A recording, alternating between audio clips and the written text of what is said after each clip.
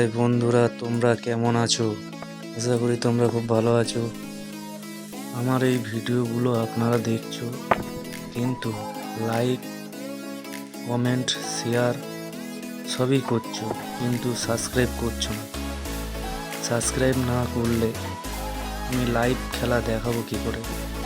এর জন্য আপনাদেরকে বলছি, লাইক যেরকম দিচ্ছেন সেরকম একটা করে সাবস্ক্রাইব করুন।